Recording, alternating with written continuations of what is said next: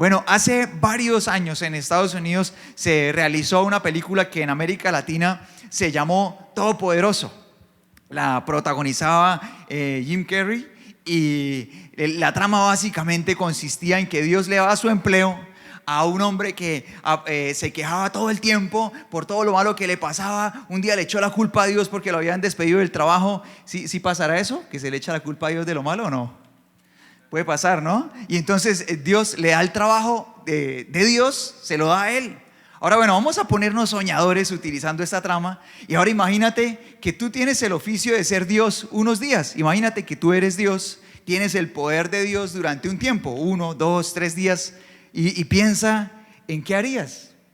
¿Qué harías con ese poder, con la facultad de hacer todas esas cosas sobrenaturales, ilimitadas en tus manos y a tu voluntad?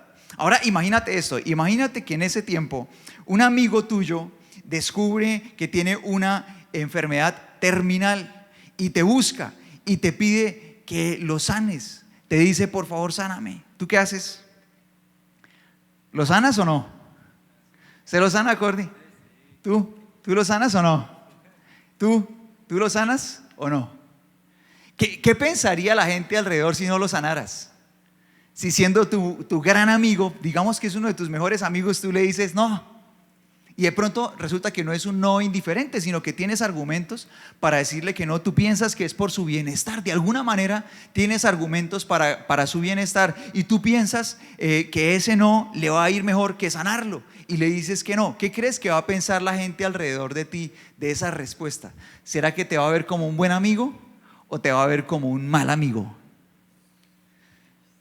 De pronto te ve como un mal amigo, ¿cierto? Así tengas buenos argumentos. Bueno, nos pusimos así soñadores y hollywoodenses y todo para ponernos en una escena del Señor Jesús. El Señor Jesús vivió eso aquí en la tierra. Y la palabra del Señor dice en Juan capítulo 11, versículos del 1 al 6, así. Vamos a meternos en esta escena de la vida del Señor Jesús. Nos metimos un poquito ahí en el papel del Señor Jesús y ahora vamos a leer lo que realmente pasó. Ya esto no es ficción, esto es real. Dice, un hombre llamado Lázaro estaba enfermo, vivía en Betania con sus hermanas María y Marta. María era la misma mujer que tiempo después derramó el perfume costoso sobre los pies del Señor y lo secó con su cabello. Su hermano Lázaro estaba enfermo, así que las dos hermanas le enviaron un mensaje a Jesús y el mensaje decía, Señor, tu querido amigo está muy enfermo. Cuando Jesús oyó la noticia, dijo, la enfermedad de Lázaro no acabará en muerte, al contrario, sucedió para la gloria de Dios, a fin de que el Hijo de Dios reciba gloria como resultado. Y mira lo que dice el versículo 5, aunque Jesús amaba a Marta, a María y a Lázaro, se quedó donde estaba 2 días más. Así que el Señor, pudiendo acudir a donde estaba Lázaro a sanarlo como había sanado a muchas personas, o pudiendo sanar a su amigo a distancia como él también lo hizo en otra ocasión, esta vez él no respondió al llamado. Esta vez su respuesta fue no. Y como nosotros podemos entender ese tipo de actitud, así como hablábamos hace un momento en el ejemplo, podemos entender ese tipo de actitud como una mala actitud, como una actitud de indiferencia. Juan, el discípulo que nos trae este momento a través de su evangelio, guiado por Dios, él aclara, dice el versículo 5, que él hacía esto por amor. Y creo que todos hemos experimentado de diferentes maneras que el no, aunque duela, puede hacer bien. El no como respuesta, aunque duela, puede hacer bien, y que de hecho es necesario. A ver, pongamos unos ejemplos. Por ejemplo, si una persona intenta ganarse el corazón de una chica haciendo todo lo que ella quiera, ¿cómo le irá en esa relación? Ahí voy a recurrir aquí al Cordy. ¿Cómo le irá en esa relación? ¿Bien o mal? Grave, ¿no? Grave. O un chico, ¿no? Una chica que intenta ganarse el corazón de un chico haciendo todo lo que él quiera, ¿cómo le irá? Grave, ¿no? Mal. Una persona que intenta ganar a mí, ¿cierto? Mal. ¿Sí o no? Bueno. Y una persona que intenta ganar amigos haciendo todo lo que ellos quieran, ¿cómo le irá con esas amistades? ¿Bien o mal? Le irá mal. De hecho, podemos dudar de la calidad de amigos que pueda tener. ¿Y qué pasa si los que somos padres decidimos decirle sí a todo lo que nos pidan nuestros hijos. Creo que todos sabemos la respuesta, ¿verdad? ¿Qué va a pasar con un niño o con una niña a la que sus padres le dicen siempre sí? ¿Qué va a pasar con su carácter, con su corazón? Tú sabes la respuesta, ¿verdad? Por eso hay momentos en los que, aunque podemos, por ejemplo, comprarles cosas y tenemos el dinero en el bolsillo, decidimos decirles no. Porque sabemos que un sí puede complacerlos en el momento inoportuno, puede complacerlos pero arruinar su corazón. En cambio, un no puede entristecerlos, pero formarlos para bien. Ahora, ¿qué pasaría si Dios nos dijera que sí a todas nuestras peticiones? ¿Sería diferente? Creo que no.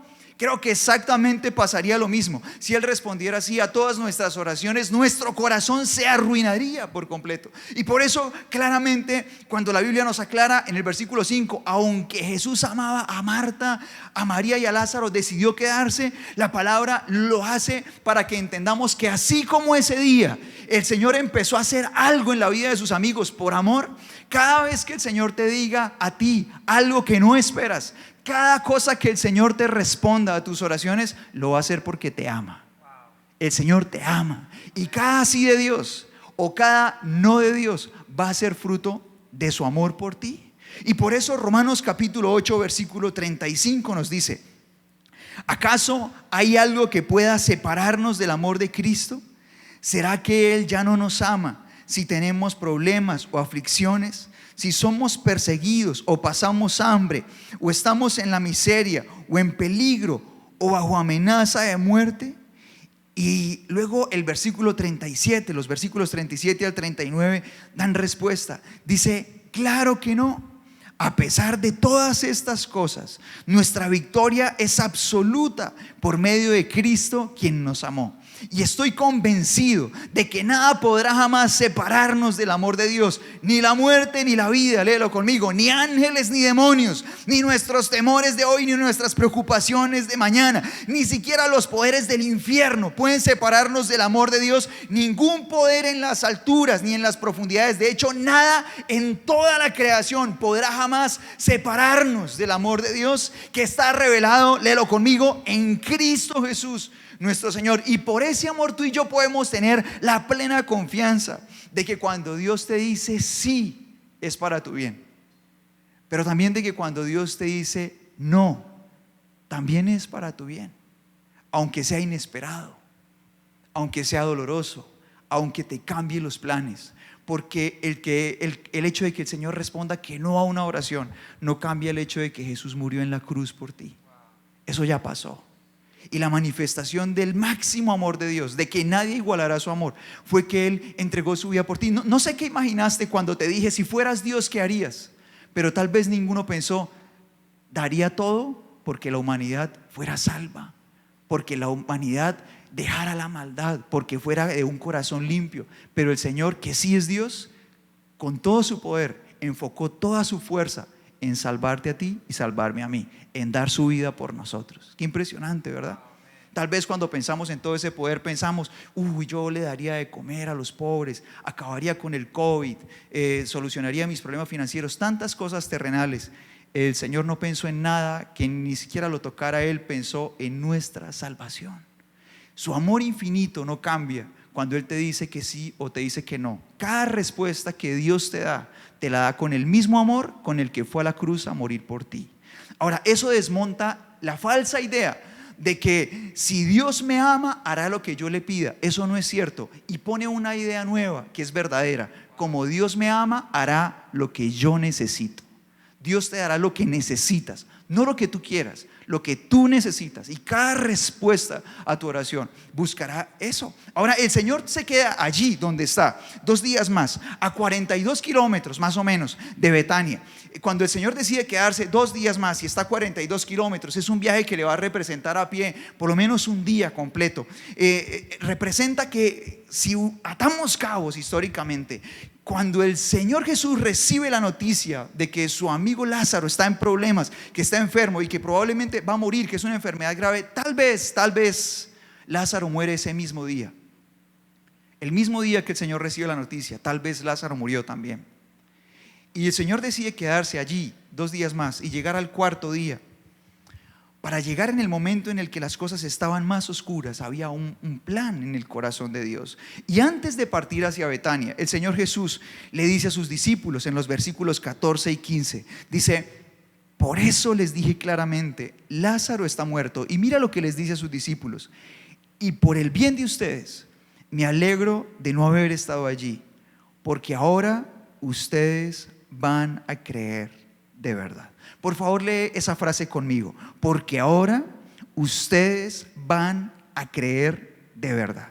Vamos a verlo. Y el Señor hace este viaje y llega allí al cuarto día, y a partir de ese momento es impresionante cuántas personas alrededor del Señor Jesús sabían tanto sobre Él y estaban tan cerca de Él, pero no creían en todo lo que sabían. Cuando Él llega a Betania, la primera persona que lo recibe es una de las hermanas de Lázaro, que se llama Marta. Y dice el versículo 21 que ella corre al Señor Jesús. Mira todo esto. Dice que Marta le dijo a Jesús: Señor, si tan solo hubieras estado aquí, mi hermano no habría muerto. Y dice el 22: pero aún ahora yo sé que Dios te dará todo lo que pides. ¿Cómo te parece eso? Es bastante contradictorio, ¿no? Porque ella le dice: Señor, si hubieras estado aquí, mi hermano no habría muerto. Aunque yo sé que si tú le pides a Dios, Él te dará todo lo que pides. Es raro, ¿no? Porque ella le dice: lo que pidas Dios te lo dará, pero lástima que no llegaste antes, porque ya no se puede, ¿no? Es rarísimo, ¿no? O sea, es como que ella sabe: tú eres todopoderoso, pero ya ¿qué? ¿No? Es rarísimo, es como que sí, pero no. Es muy extraño. Y luego el Señor Jesús le dice: tu hermano resucitará. Y ella le dice: es cierto, pero qué embarrada que no llegaste antes, ¿no? Es rarísimo, es muy raro. Es como que sabe tanto de Jesús, pero a la hora de la verdad todo es como ficción, como Hollywood. Es como que no es cierto. Y él dice: es cierto, respondió Marta, resucitará cuando resuciten todos en el día final. Y Jesús le dice: yo soy la resurrección y la vida. El que cree en mí vivirá aún después de haber muerto. Todo el que vive y cree en mí jamás morirá. ¿Lo crees, María? Y ella dice: sí, Señor, pero lástima que no llegaste qué día. Es increíble, ¿verdad? O sea, sabía tanto acerca de Jesús, había escuchado tantas enseñanzas, pero todas esas cosas, cuando el Señor le está diciendo: oye, yo vengo a resucitar a tu hermano, ella le dice: sí, Señor, pero lástima que no viniste para sanarlo cuando estaba enfermo. Y ella le dice: siempre he creído que tú eres el Mesías, el Hijo de Dios, y que Él ha venido al mundo. Cuánta información, pero ausente de fe, ¿verdad? Ella va y llama a su hermana María, y María ahora sale corriendo a donde estaba el Señor Jesús. Y esperamos, ahora ¿qué le va a decir María? María tiene pinta de ser más atenta, de ser como más dispuesta. Cuando tú lees la historia de esta familia que son muy amigos del Señor Jesús, tienes como más expectativa. Bueno, ahora viene María, ¿qué va a pasar? ¿Qué le va a decir ella? Y lo que María le dice es: Señor, si hubieras estado aquí, mi hermano no habría muerto. Teníamos más expectativa de María, pero resulta que es igual. De hecho, la otra por lo menos dijo algo más, un poco, que pintaba un poco mejor. Luego dice la palabra en el versículo 37 que otras personas alrededor decían: este hombre sanó a un ciego, ¿acaso no podía impedir que Lázaro muriera? Y cuando el Señor Jesús llega, nadie le dice gracias por venir. Todo el mundo empieza a reprocharle cosas al Señor Jesús. Todo el mundo empieza a quejarse y empiezan a murmurar las personas de Él. Imagínate que llegues a un funeral a saludar a la familia de un amigo, pero todo el mundo empiece a quejarse y a murmurar de ti, en lugar de agradecer que el Señor Jesús estaba allí. De hecho, cuando el Señor Jesús ordena de manera frontal y dice: vamos a ver el milagro, y dice: corran la piedra, Marta, que ha dicho tantas verdades de Jesús, el Señor ha dicho: soy la resurrección y la vida. ¿Crees esto? Sí, Señor. ¿Tu hermano va a resucitar? ¿Lo crees? Sí, Señor. Corran la piedra. Pero huele muy feo. O sea, es tan increíble, tantas cosas que se sabían del Señor Jesús, pero eran solo información. Y cuando yo veo tantos principios de Dios en la mente de ellos, pero tan nulos de fe, ¿sabes en qué pienso? Pienso en una alacena en la que hay una bolsa de frijoles o de arveja o bueno, alguno de estos granos que pueden ser semilla. De pronto tú tienes allá en tu alacena una bolsita de frijol o más de una, o una bolsita de arveja. Allí está. Y yo quiero que pienses en esas bolsas de arveja o de frijol que uno compra allá en el supermercado. No en las arvejas que uno compra de pronto en un patio campesino que vienen todavía en su cascarita, sino en esas que uno compra en bolsa allá en un supermercado y las mete uno allá en la alacena y como que no se dañan jamás, son inmortales, ¿verdad? O sea, primero se va a acabar el mundo que una arveja de esas, ¿cierto? Y yo te invito a que pienses, si alguna vez en una bolsa de esas has visto una arveja que le empieza a salir un pedacito de raíz. ¿Alguna vez has visto eso? Jamás. Esas arvejas parecen un ladrillo. Pero mientras esas arvejas están allí, hay otras arvejas que son sembradas en algún lugar y se convierten en una planta que da fruto. Y así puede pasar con la palabra. Puede haber corazones que son como una alacena llena de bolsas de frijol y arveja, llenas de palabra, pero son duras como un ladrillo, incapaces de dar fruto, incapaces totalmente. Mientras que hay corazones que recibieron solo un granito, pero ese granito fue suficiente para dar muchísimo fruto. Y ojalá que cuando tú vayas en estos días a la alacena te acuerdes de mí y veas esta carita tan tierna. Y cuando abras la alacena y veas el frijol, digas, ay, el pastor, te acuerdes de mí. Y pienses, ay, cuando veas el frijol, el garbanzo, y te pienses en mí, ay, el pastor, y te acuerdes. ¿Cómo es tu corazón cuando recibe la palabra? Si es como esa alacena donde no crece nada, o si es como un campo donde puede ser un granito, pero la palabra da fruto. Ese día Jesús lloró. Y a mí me conmueve mucho ese momento en el que el Señor Jesús llora. Porque allí cuando sale María, dice la palabra de Dios que ella sale y ella se desploma a los pies del Señor Jesús.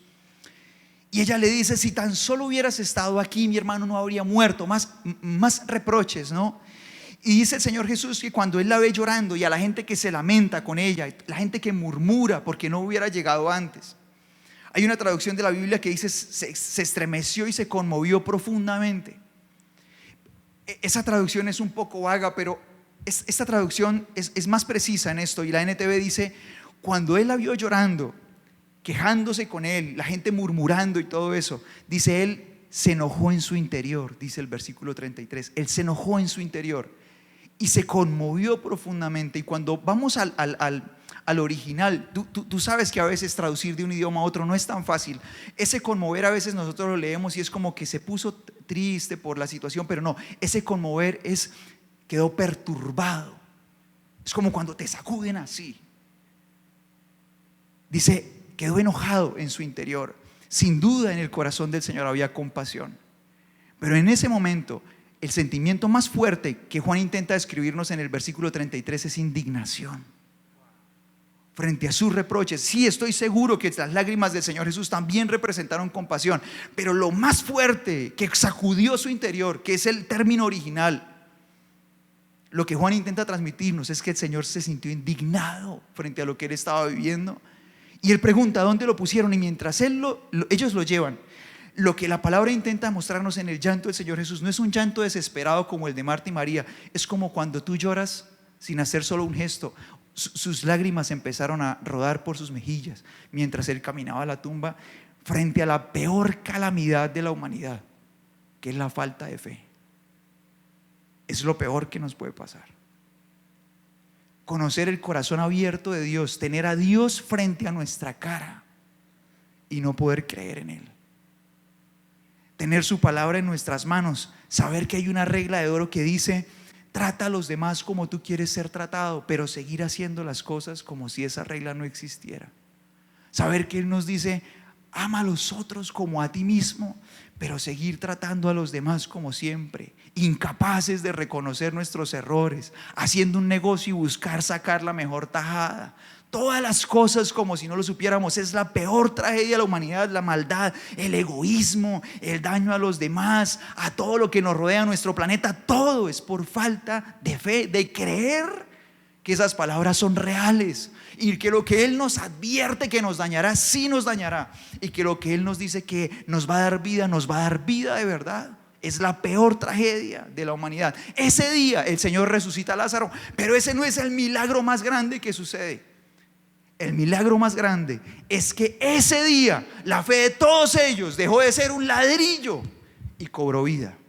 Ese día Esa familia aprendió a creer en Dios. Ese día sus discípulos empezaron a ver a Jesús diferente. Después de ese día, María le ofrece una adoración al Señor Jesús que solamente la ofrece alguien que sabe que ese hombre no es solo un maestro, sino que es el Hijo de Dios de verdad. ¿Y sabes dónde empezó todo? En un buen amigo que dijo no. En un no de Dios. Cuando Dios dice no y cambia nuestros planes, mientras que nosotros oramos y le decimos: Señor, queremos que pase esto, y Él dice no, y todo se va por otro lado, allí es donde recibimos las más grandes lecciones de fe. Allí es donde nosotros comprobamos si creemos en Él o no. Ahí es donde nuestro corazón empieza a aferrarse a Dios de verdad y empezamos a cambiar. Y una manera sencilla de saber, ponernos como un termómetro y saber si nuestra fe es como esa arveja allá en la alacena o como la del campo, puede ser nuestra manera de hablar.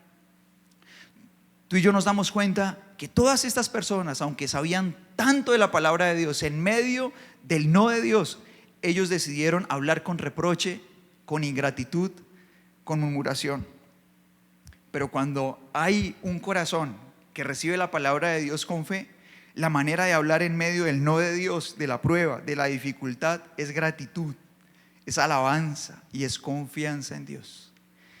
Quiero contarte una experiencia que sucedió hace unos días en mi casa. Estábamos hablando con mi esposa ahí de varios temas. Teníamos nuestra cabeza envuelta en tantas cosas, y estábamos tratando mil y un temas sentados ahí.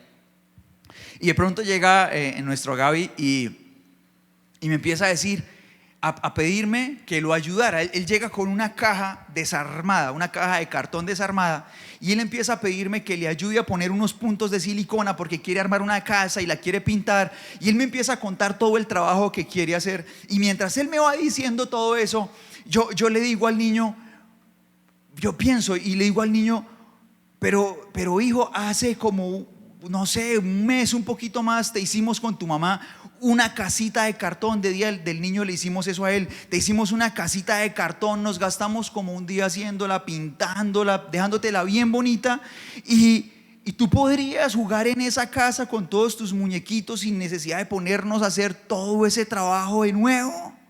Y mientras yo le estoy diciendo eso y le estoy diciendo, ¿por qué no vas y juegas con la casita que te hicimos? Sí, mientras yo estoy diciéndole todo eso, mi esposa me ayuda a ver y me dice, lo que el niño necesita no es la casa terminada. Lo que el niño necesita es vivir el proceso creativo. Él necesita hacerla. Y en ese momento yo empiezo a decir, ¿por qué yo no me di cuenta? Mientras él me pedía, yo pensaba que lo que él necesitaba era la casa terminada de cartón. Entonces yo le dije, pero ya tienes una.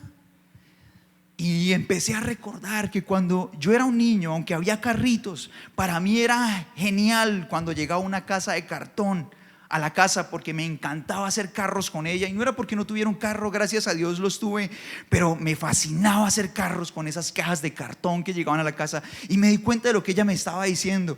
Los niños necesitan ese proceso creativo por encima de esos juguetes terminados tan super wow. Ellos disfrutan muchísimo más el proceso de crear esas cosas, y lo que él necesitaba era eso. Y pensando en eso, yo me di cuenta de que lo que él necesitaba no era el regalo terminado, él necesitaba era el proceso. Mi esposa me lo hizo ver y yo dije, wow, tan increíble esto. Porque cuántos padres se esfuerzan por comprarle todo ya terminado a sus hijos, y muchas veces ellos lo que necesitan es crear a partir de nada. Y esto me lleva a reflexionar, porque muchas veces todo nuestro esfuerzo se enfoca en ver el problema terminado. Todas nuestras oraciones se enfocan en alcanzar ese milagro que ya está todo solucionado. Mientras que lo más importante es el milagro que está sucediendo en el proceso.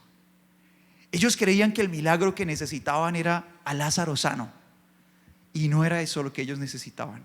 Ellos necesitaban que su fe se volviera real, y para eso ellos necesitaban que Dios les dijera no. Igual que en el caso de ellos, Dios sabe lo que tú necesitas, y Dios te va a decir sí o te va a decir no. de acuerdo a lo que tú realmente requieras ahora mismo y en cada etapa de tu vida. Yo te pido que recuerdes algo, y es que Dios te ama. Y siempre cuando Dios te responda, Dios te va a responder de acuerdo a ese amor. Y cada respuesta de Dios te va a hacer bien, aunque no sea lo que esperas. Quiero que recuerdes también que necesitamos más procesos que milagros. Recuerda eso. Necesitamos más procesos que milagros. Y en medio de los procesos, como el Señor Jesús le dijo a sus discípulos, es donde nosotros aprendemos a creer de verdad. Te invito a que cierres tus ojos y a que oremos al Señor. A que oremos con un corazón agradecido. Señor, te damos muchas gracias por regalarnos tu palabra. Y te damos gracias porque, Señor, tú nos permites recibirla hoy, y tengo la expectativa en mi corazón de que esta palabra, Señor, encuentre en nosotros, Padre, ese terreno donde puede crecer y dar fruto. Te pido que a través de ella nos enseñes a confiar en que tu respuesta a nuestra oración siempre es la respuesta que nosotros necesitamos. Te pido que nos ayudes a confiar en tus principios, en tu palabra. Que nos ayudes a entender, Señor, cuánto necesitamos el proceso, y que así como nos bendice que nos digas que sí, también nos bendice que nos digas que no. Enséñanos a vivir con un corazón agradecido. Alguien que le diga al Señor eso: enséñanos a vivir con un corazón agradecido. Y ojalá que en este momento puedas empezar a darle gracias al Señor por todo lo que has vivido, porque muchas veces esperamos un sí y llega un no que no entendemos. Con nuestra visión corta pensábamos que era mejor de otra manera.